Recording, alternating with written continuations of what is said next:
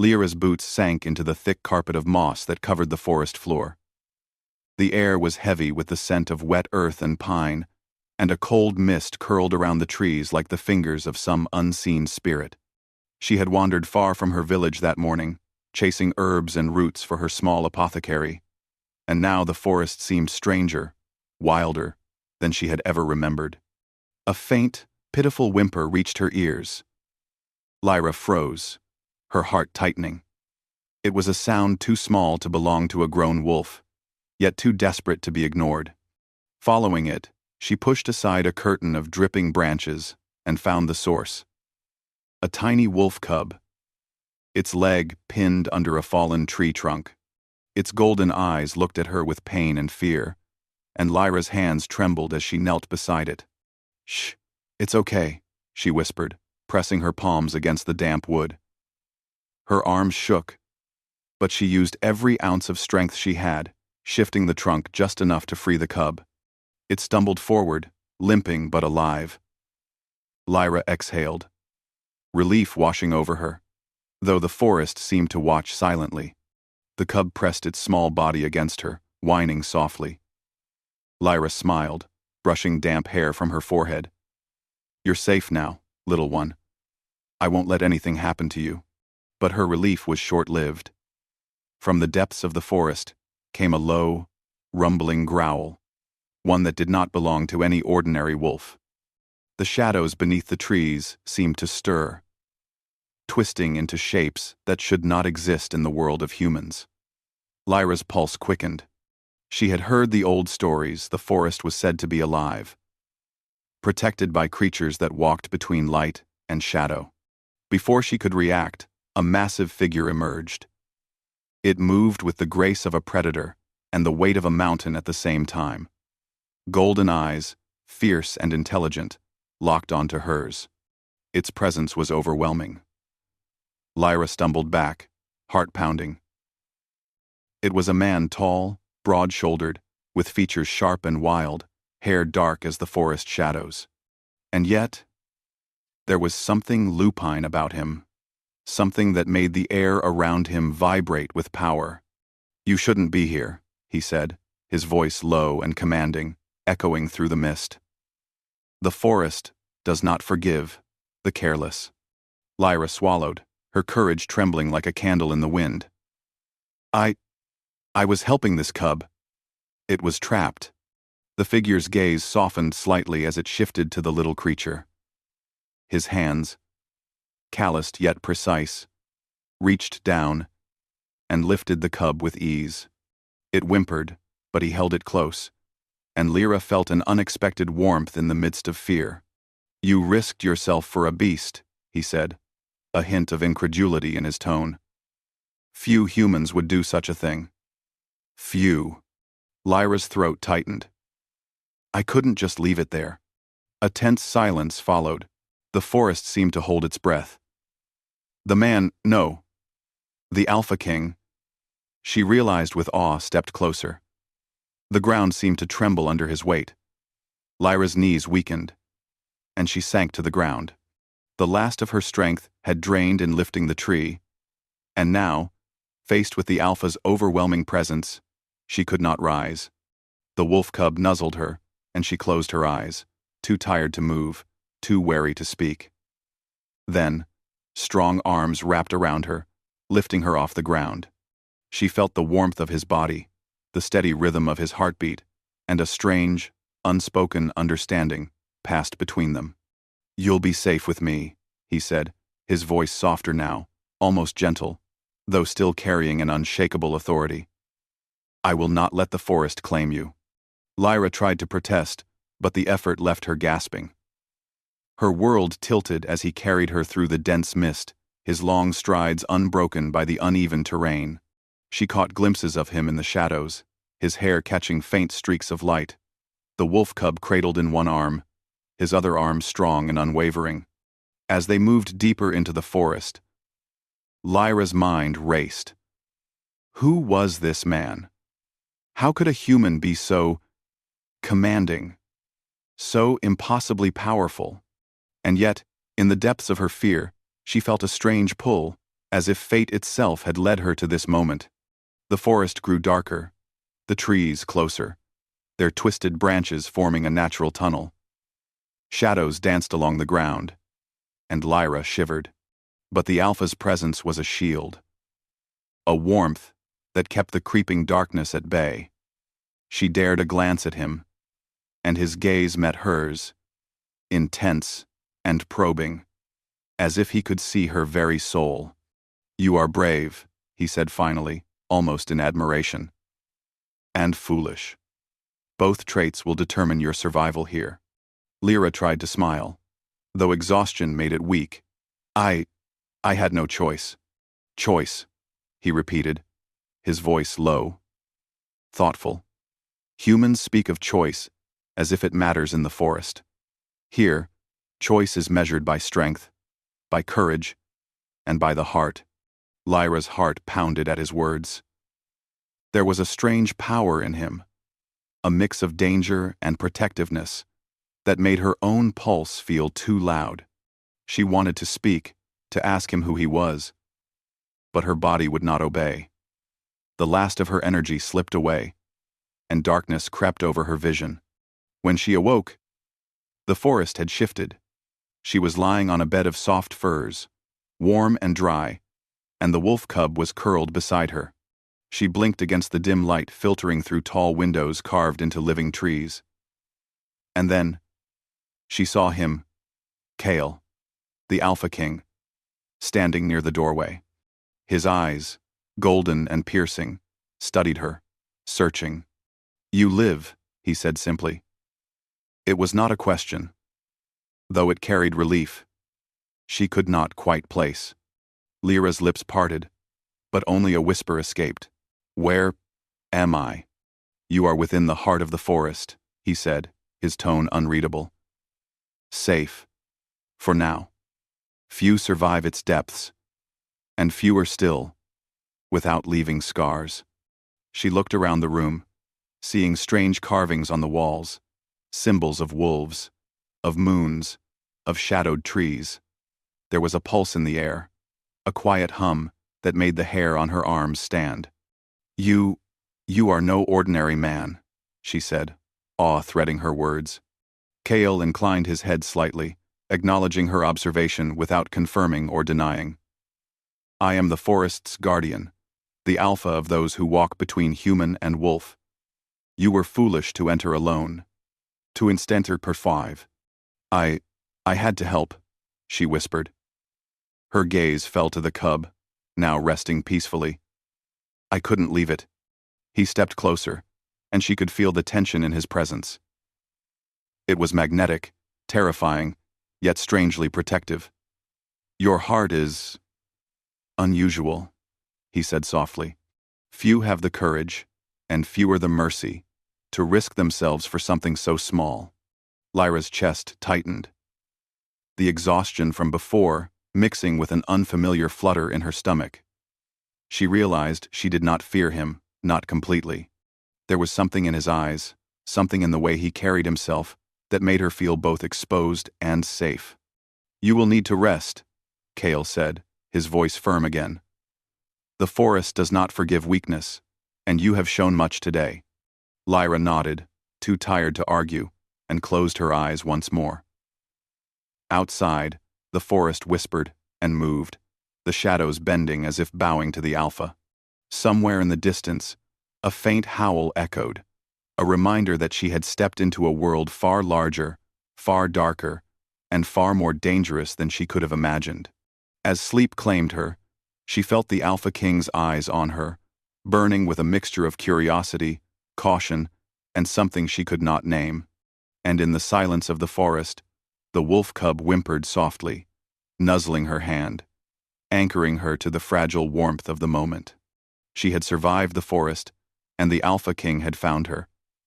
But neither of them knew how the threads of fate had begun to weave them together, or how the shadows of the forest would test them both in the days to come. The forest grew darker as night deepened, but inside Kale's fortress, a different kind of shadow lingered, one of mystery, power, and unspoken rules. Lyra awoke to a faint golden light spilling across the room. The wolf cub lay beside her, warm and breathing softly. She stretched, feeling the stiffness of sleep, and realized she had never felt so safe and yet so nervous. KL was nowhere in sight. She rose carefully, her bare feet brushing the soft fur of the bed, and peeked toward the doorway. There, in the arching corridor carved from living trees, he stood silently, as if he had been watching her from the moment she opened her eyes. "You are awake," he said, his voice low but steady. "Good. Rest is necessary, though the forest's shadows will not wait." Lyra nodded, trying to gather courage. "Where am I?" "It is my domain," Kael replied. "A fortress shaped by time and the will of the forest. Those who enter it do so at their own risk." He stepped closer, golden eyes glinting in the dim light. "Few humans survive the forest. Fewer still those who wander into my halls." Lyra's gaze fell to the carvings on the walls. Images of wolves in mid-leap, moons etched into stone, symbols that seemed to pulse with life. Why is this here?" she asked softly. Kael's expression hardened, but his voice held a quiet reverence. "These are the marks of my people. We are bound to the forest, bound to its creatures, bound to the cycles of shadow and light. The carvings remind us of the oath we carry and the curse we bear." Lyra's heart skipped. She had heard whispers of curses tied to old forests and powerful kings, but she had always believed them to be stories. Now, standing here, she realized the stories might be true. "The curse?" she asked. Kael's gaze darkened. "Long ago, my ancestors angered the forest's guardians. A spell was cast, a bond between our bloodline and the forest that none may break. Betrayal, weakness, or greed can twist one into a beast, trapped between human and wolf for all time." Lyra swallowed. "So, anyone who harms this place becomes what?" "A shadow of themselves," Kael said simply. "A warning. A prisoner.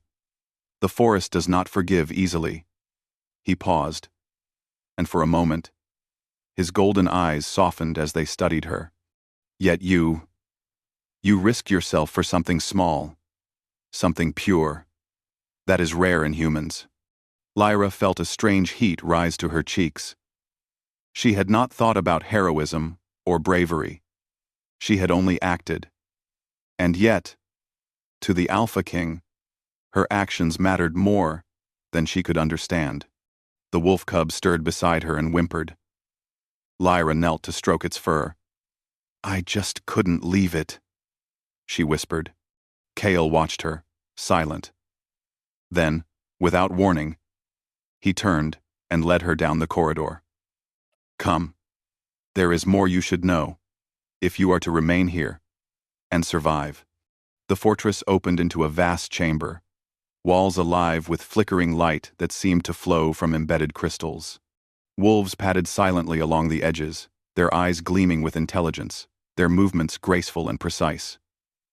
Lyra's breath caught. Every creature in the room watched her, and yet they did not feel hostile. "This is my court," Kael said, his voice commanding. "Every wolf here is bound to me, as I am bound to them. They are the guardians of the forest, the enforcers of its laws." Lyra nodded slowly, taking it all in. Her heart pounded, a mixture of awe and fear. "I've never seen anything like this." Kael's eyes softened slightly, a flicker of something almost human passing through them. "Few have." He gestured for her to follow, leading her toward a smaller chamber where herbs, potions, and dried roots were carefully arranged. "You said you are a healer?" Lyra nodded. I know a little. Herbs, remedies, simple magic, nothing powerful. But I can help." Kael studied her carefully. "Magic in the forest is not simple. It requires courage, precision, and heart. Weakness can cost you more than you imagine." Lyra swallowed, sensing the weight behind his words. I understand. Kale's gaze softened again, just enough to let her see that beneath his strength and ferocity, there was a deep pain, a loneliness he did not reveal to others. Lyra felt her chest tighten. She wanted to reach out, to touch him, to ease that suffering. But she could not. Not yet. The cub nuzzled her again, and Lyra bent to pick it up. "It's safe," she whispered. "We'll take care of it." Kale's eyes followed her every movement, sharp and probing. "You care too much," he said quietly. "Humans are not meant to care so deeply in this forest. It makes you vulnerable." I cannot ignore pain," Lyra said softly. "Not if I can do something to help." He studied her, the tension in his jaw relaxing slightly. "Perhaps that is why the forest allowed you to survive. Perhaps you are not like the others." For a moment, the silence between them was thick with unspoken thoughts. The flickering light casting shadows that seemed to dance around them. Lyra felt a pull she could not name, an attraction to the Alpha King that frightened and fascinated her at once. She knew she had stepped into a world far beyond her understanding, but she could not turn away. A sudden noise outside broke the fragile calm. The wolf cub growled softly, and Kale stiffened, ears twitching in human-like awareness. He moved to the window, peering into the darkness beyond. "The shadows stir," he said. "There are others in the forest tonight. Not all who walk here are friendly." Lyra's pulse quickened. "Others? Creatures and men who would see my people broken. Some seek the forest's power for themselves. Others hunger for revenge. You are lucky you were found by me, not by them." Lyra shivered, realizing how close she had come to death. I did not know." "You cannot know," Kale said. "You can only act." His voice softened, almost a whisper, as he added, "And you acted with courage." For the first time since meeting him, Lyra felt a connection. Not just fear, not just awe, but something more. Something that pulled at her heart. And she sensed that Kale, for all his power, felt it too. But there was no time for comfort. Kale moved to the door, his posture alert, the wolf cub tucked safely under one arm. "You will remain here tonight. Sleep, recover. Tomorrow, you will learn more. And perhaps, you will understand why the forest chose you." Lyra nodded, though her mind swirled with questions. She watched him leave, his figure disappearing into the shadows, and realized that she had crossed a threshold. She was no longer merely a healer in a small village. She had entered a realm of ancient power, of curses and kings, of shadows that breathed and moved. The wolf cub whimpered again and nuzzled her hand. Lyra stroked its fur, feeling a fierce protectiveness rise within her. "We'll face it together," she whispered. "Whatever comes." The night deepened, and the fortress seemed alive with whispers. Lyra lay down beside the cub, her thoughts a tangle of fear, wonder, and something that felt like hope. Outside, the forest shifted, the shadows bending and stretching as if alive. Somewhere, deep in the darkness, a growl rumbled, a warning, a promise, and a reminder that survival would require courage far greater than she had imagined. And Kale, the Alpha King, moved through the corridors with silent purpose, aware that the forest had brought her to him for a reason that neither of them fully understood. But fate, as the forest whispered, was patient, and it had only just begun to weave their lives together. The morning light filtered through the fortress windows, streaking the room with gold. Lyra woke to the soft sounds of the wolf cub stirring beside her. It yawned and nuzzled her hand, and she smiled, brushing its fur. For a moment, she felt a rare peace. But the events of the previous night, the darkness of the forest, Kale's golden eyes, the weight of the shadows lingered in her mind. The door opened quietly, and Kale stepped inside, his movements controlled, precise, and quiet as a hunting wolf. He carried no weapons, yet every inch of him radiated power.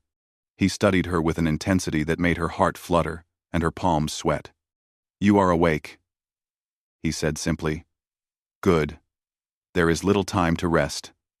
The forest stirs, and those who threaten it will not wait for us to be ready." Lyra rose carefully, her curiosity overcoming fatigue. Kael nodded. "There are others who seek the forest's power. Some are creatures, twisted by magic. Some are men, driven by greed or vengeance. They do not know mercy, and they do not hesitate." He motioned for her to follow, leading her down a corridor lined with carvings of ancient hunts and lunar cycles.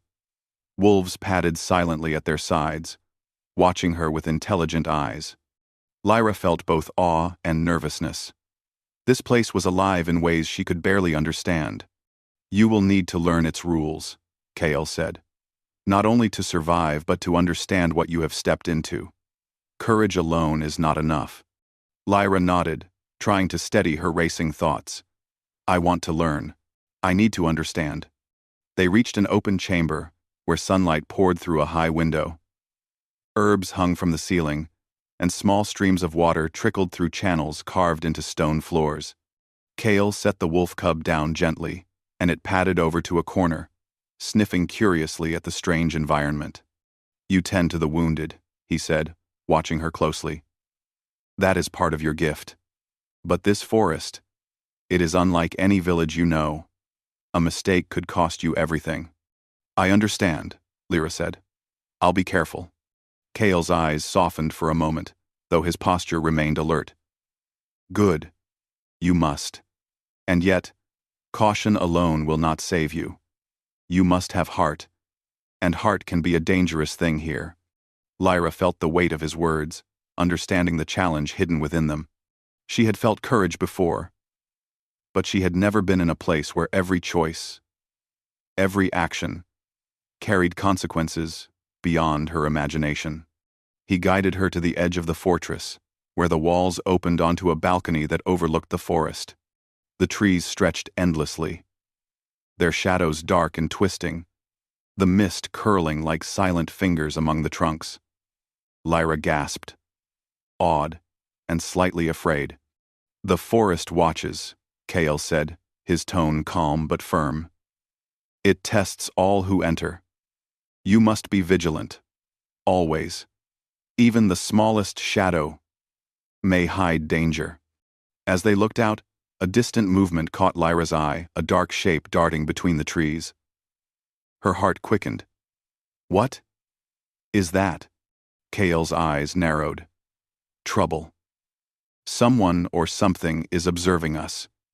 We must act carefully." Before Lyra could ask more, Kael's stance shifted, his body tense. He moved forward silently, then crouched low. Lyra followed, feeling the instinctive pull to stay near him.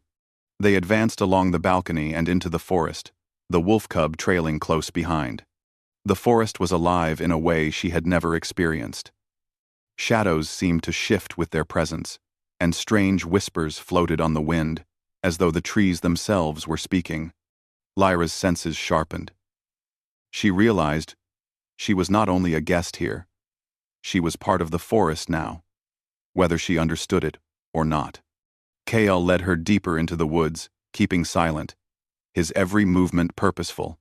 They passed streams that glimmered with silver light, and areas where the ground seemed to pulse beneath their feet, alive with magic. Lyra felt both fear and fascination. Suddenly, a howl echoed through the trees. The cub whimpered, and Lyra instinctively reached out. Kael's hand caught hers, strong and steady. "Do not panic," he whispered. "The forest speaks in many ways. This is a warning." A group of shadowy figures emerged from the mist. Lyra froze, recognizing them as twisted shapes, creatures with human-like forms, but distorted by dark magic. Their eyes glowed faintly, and their movements were unnatural, jerky, yet purposeful. Kale stepped in front of her, his presence radiating authority. The shadows hesitated, sensing his power. Lyra's heart pounded. I am bound. She realized that Kale's strength was not just physical, it was something deeper, a command over the forest itself. You will not harm this place, Kale said, his voice calm but firm. Leave now, or face the consequences. Laced pro. The creatures hissed and advanced, but Kale raised a hand, and the forest seemed to respond. Branches twisted, roots rose from the ground, and shadows shifted to form a protective barrier around them. Lyra felt a rush of awe. This was more than power. It was a bond between Kale and the forest itself. The creatures paused, then slowly retreated, melting back into the mist. Kyle lowered his hand, his gaze still sharp. This forest is alive, he said, turning to Lyra. It protects those who respect it and punishes those who do not. Remember that. Lyra nodded, breathless. I understand. Thank you for saving me. And the cub. Kale's expression softened slightly, almost imperceptibly. You have courage, he said. More than most humans. That is why you are here. Lyra felt a warmth in her chest at his words. She had never imagined that her actions, her simple choice to save a small life, could carry such meaning. She looked at Kale, feeling a connection that was growing, strange, and powerful. There was respect, yes, but something deeper, something neither of them fully understood yet. They returned to the fortress, the forest behind them whispering in the wind. Lyra could feel the forest's magic lingering on her skin, as if it had recognized her bravery. The cub trailed close, and she patted it gently. Inside, Kale led her to a chamber where herbs and magical objects were carefully arranged. You will stay here tonight, he said. Tomorrow, you will begin to learn more. There is knowledge here that may help you survive, and perhaps even help the forest itself. Lyra nodded. I want to learn. I want to help. Kale studied her silently, then nodded. Good. That heart of yours? It is rare. Do not lose it. Night fell again, and Lyra lay with the cub curled beside her. The forest outside murmured and shifted, but inside, she felt a fragile sense of safety. Yet, she could not shake the memory of the shadowy figures, the distant growls, and Kale's golden eyes. She realized that this world was dangerous, but it was also alive, and somehow, she felt drawn into it in a way she had never imagined. The cub whimpered softly, and Lyra reached out to soothe it. She felt the bond between them, the thread of connection that tied her to the forest, to the cub, and now, unexpectedly, to Kyle. She closed her eyes, imagining the day ahead, learning, surviving, understanding. But even in sleep, the forest was not still. A soft rustle came from the window, barely audible but enough to make the cub growl. Lyra's eyes fluttered open, and she saw a shadow move across the trees outside. Her pulse quickened. The forest was alive with magic, yes, but it was also alive with danger. And whatever waited in the shadows would not be so easily turned away. Kale's words from earlier echoed in her mind. Courage alone is not enough. You must have heart. And Lyra realized that courage was not enough, not in a forest that breathed, in a fortress that held secrets, and in the presence of an alpha king whose power and mystery were both frightening and intoxicating. She drifted back to sleep, the cub pressed close, and Kale's shadow lingered in her thoughts. The forest whispered. A reminder that the trials ahead would test not only strength, but trust, loyalty, and the fragile bond forming between human and alpha king. The forest was alive with a restless energy, a low hum that seemed to resonate through the trees and the earth itself. Lyra stirred as dawn crept over the horizon, golden light spilling into her chamber. The wolf cub, now awake, padded over to her, nuzzling her hand. She smiled softly, brushing its fur, but her mind was not on calm mornings. She knew that the shadows of the forest were stirring. Kale had been tense all night, and the distant growls she had heard the previous evening lingered in her thoughts. Kale entered the chamber silently. As always, his presence commanding and protective at the same time. His golden eyes scanned her carefully. "You are ready," he said. "A. The time has come for you to face the forest's final trial." Lyra's chest tightened. "Trial?" she asked softly. Kael nodded. "The forest tests those who enter it. It reveals not only courage, but heart. You must prove both, or neither of us will leave this place unscathed." She rose to her feet, heart pounding. "I'll do whatever it takes," she whispered. The cub whined and pressed against her legs, sensing the tension in the air. Kael led her to the fortress's highest tower, where a carved archway opened onto the forest. Below them, mist curled around the trees, shadows twisting like living things. The air was thick with magic. Kael lowered his voice. "The forest does not forgive lightly. You must confront your fear, your doubts, and the darkness that dwells in the hearts of those who would harm it. Only then will it accept you." Lyra nodded, steeling herself. She felt the pull of the forest, the hum of its power, and the bond that had begun to grow between her, the cub, and Kael. She knew that courage alone would not be enough. She would need heart, and the trust that Kael had slowly allowed her to build. Kael stepped forward first, his powerful form moving with the grace of a wolf and the authority of a king. Lyra followed, feeling both fear and determination. The ground beneath them seemed alive, pulsing in response to their presence. Shadows stretched and shifted as they moved deeper into the forest, following an unseen path that only Kael could navigate with certainty. Suddenly, the ground trembled, and a dark figure emerged from the mist. It was one of the twisted shapes they had seen before, more terrifying now. As if infused with dark magic, its eyes glowed with malice, and its movements were sharp and jerky, unnatural. Lyra's heart raced. Kael stepped in front of her, his body tense, muscles coiled like a spring. "Do not be afraid," he said softly. "Trust the forest, and trust me." Lyra nodded, gripping the cub close. She felt a warmth from Kael, a strength that bolstered her courage. Together, they moved forward, the shadowy creature advancing to block their path. The forest seemed to respond to Kael's will.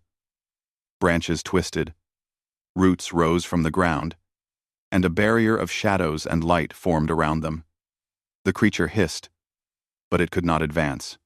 Lyra realized that Kael's power was more than physical. It was a bond with the very life of the forest itself. "You can face it," Kael said, his voice steady. "You have the heart for this. Do not let fear rule you."